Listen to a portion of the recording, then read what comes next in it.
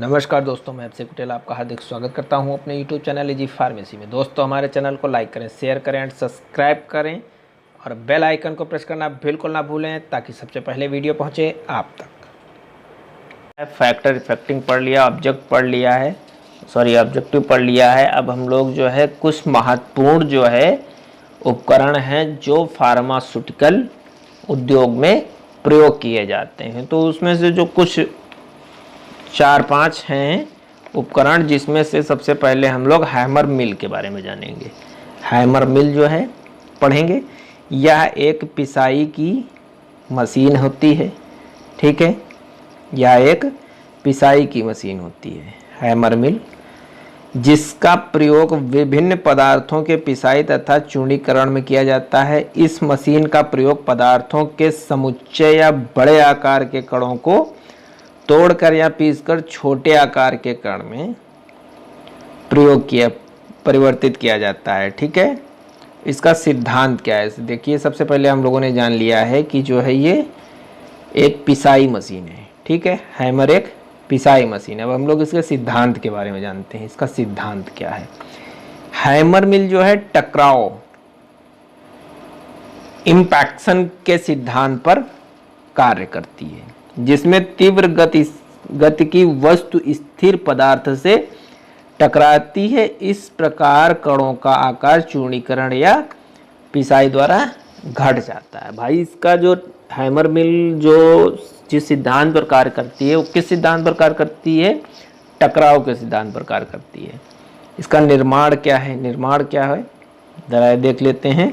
Hammer mill क्षैतिज धुरी या ऊर्ध्वाधर धुरी पर घूमने वाली होती है। इसमें स्टेनलेस स्टील या कठोर धातु के हथौड़े यानी कि हैमर लगे होते हैं। इसका टकराव सतह हिस्टोलाइट तथा कार्बोलिक का बना होता है, ठीक है। हिस्टोलाइट तथा कार्बोलिक का बना होता है और ये हथौड़े विभिन्न आकार के होते हैं, परंतु स्ट्रिप तथा बार आकार के हथौड़े सामान्य प्रयोग किए जाते हैं। टिकिया के दाने बनाने के लिए बार आकार के हथौड़े का प्रयोग किया जाता है, यानी कि छोटा होता है, इस तरह से बना होता है, ठीक है। हथौड़े के किनारे तेज या सपाट होता है। हथौड़े या तो कठोर या तो स्विंग प्रकार के होते हैं, तो कठोर या फिर स्विंग प्रकार के होते हैं, ठीक है। इस तरह से चपटा होता है हथौड़े में, ये सतह यूज किया जाता है, ठीक है। आगे धीरे धीरे जानते रहेंगे। हथौड़ा तथा इससे जुड़े भाग का एक कोष्ठीय से घिरा होता है, जिसमें एक हटाने योग्य छलनी लगी होती है, जिसमें पीसा पदार्थ बाहर निकलता रहता है। या छलनी धातु की परत की होती है, जिसकी मोटाई विभिन्न प्रकार की हो सकती है। अब हम लोग देखेंगे क्या है। हाँ, ठीक। इसमें क्या है, यहाँ से जो ये हॉपर है, हॉपर से ये एक हॉपर बना हुआ है, ठीक है। हॉपर है, ये इसका राउंड शेप में आकार बना है। यहाँ से बहुत छोटे छोटे छेद हैं। यहाँ से हम इसका दाब डालते हैं, यहाँ से गिरता है, यहाँ से धीरे धीरे इधर आता है मटेरियल जो और ड्रग होती है। अब देखो पार्ट क्या है, ये हॉपर हो गया। यहाँ से हम ड्रग जो है डालते रहते हैं। ये स्क्रीन हो गई, यहाँ से हम देखते रहते हैं कि यहाँ कुछ मटेरियल अगर जो है वो बहुत महीन हो जाता है जब, तब हम यहाँ से धीरे से इसको निकाल देते हैं। ये हमारा उत्पाद हो जाता है, ये हमारा बीकर या कुछ बर्तन हो जाता है। और जो हैमर लगा हुआ है ये आपका हैमर है, ठीक है। और जो सॉफ्ट होती है बीच में जो है एक सॉफ्ट होती है मिलिंग चैम्बर, ये जो खाली जगह है ये इसको हम कहते हैं मिलिंग चैम्बर। जो ये ब्लेड होती हैं, जो ये हैमर होता है, ये किसका बना होता है? स्टेनलेस स्टील का बना होता है। ब्लेड जो है स्टेनलेस स्टील की बनी होती हैं, ठीक है। इसकी क्रिया विधि क्या है? इसमें पदार्थ को ड्रॉपर की सहायता से डाला जाता है, जो हमने पहले आपको बता चुके हैं। डायग्राम को आप अच्छी तरह से समझ लेना, तभी आपको क्रियाविधि अपने आप समझ में आ जाएगी, कुछ बहुत कठिन नहीं है। तीव्र गति से घूमते हथौड़े पदार्थ को आवश्यक आकार में चूर्ण में परिवर्तित कर देते हैं। परिणाम स्वरूप मोटा चूर्ण महीन चूर्ण में परिवर्तित होकर छलनी से के नीचे एकत्रित हो जाता है। अब इसमें आपको बता दें कि छलनी कहाँ पर बताई जा रही है।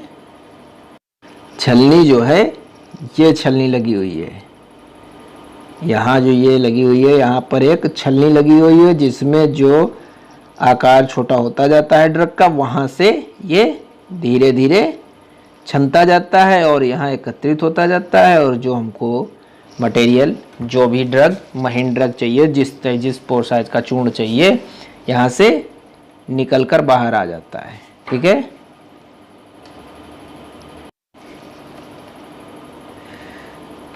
हथौड़े पदार्थ को आवश्यक आकार में परिवर्तित कर देते हैं। ठीक है, यहाँ तक हम लोगों ने पढ़ लिया था। छलनी के नीचे एकत्रित हो जाता है। हैमर मिल लगातार चलती रहती है क्योंकि हैमर निश्चित नहीं होते, इस प्रकार चौक होने की संभावना कम होती है।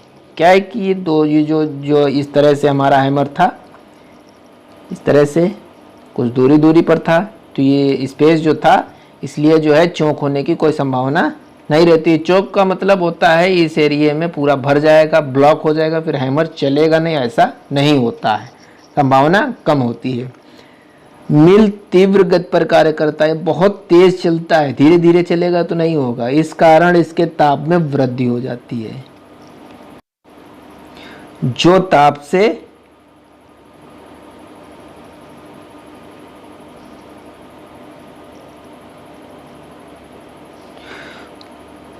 ताप से खराब होने वाले पदार्थों को प्रभावित करता है। कुछ कारणों के कारण मिल को भी क्षति पहुंचती है यदि पीसने वाले पदार्थ के सामान्य अन्य पदार्थ जैसे पत्थर या धातु भी मिल जाता है वहां से टुकड़ा कटकर।